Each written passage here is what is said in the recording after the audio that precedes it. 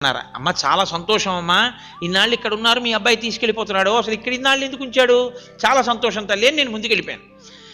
ఆ వృద్ధాశ్రమ నిర్వాహకురాలు నాకు ఒక విషయం చెప్పారు.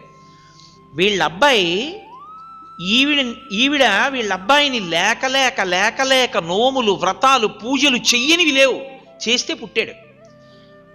ఆవిడ భర్త మరణించిన తర్వాత, అంటే ఆ కొడుకు తండ్రి మరణించిన తర్వాత కొన్నేళ్లు పోయాక ఈవిడ ఆయనకి బరువైపోయి ఈవిడ్ని గుడికి తీసుకెళ్తున్నానని చెప్పి మాకు డబ్బు కట్టేసి చెప్పొద్దని, ఈవిడెప్పుడు గుమ్మం దిగింది కాదు, ఎక్కడికి వెళ్ళింది కాదు.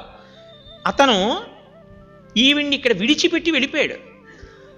ఆవిడ్ని ఇక్కడికి తీసుకొచ్చి విడిచిపెట్టి వెళ్ళిపోయాక మేము కొంతసేపు అయ్యాక, అమ్మ మీకు రూమ్ అలాట్ చేసాం, బలానా గదిలో ఉండండి అంటే, ఎందుకు నేను ఇక్కడ ఉండడం ఎందుకు, మా అబ్బాయి వస్తాను నేను వెళ్ళిపోతాను, ఇదేదో చూపిస్తానని తీసుకొచ్చాడంది ఆవిడ. కాదమ్మా ఇది వృద్ధాశ్రమం, మిమ్మల్ని ఇక్కడ చేర్చాడు మీ అబ్బాయి అని చెప్పాం. కొన్ని గంటల తర్వాత ఆవిడికి పిచ్చి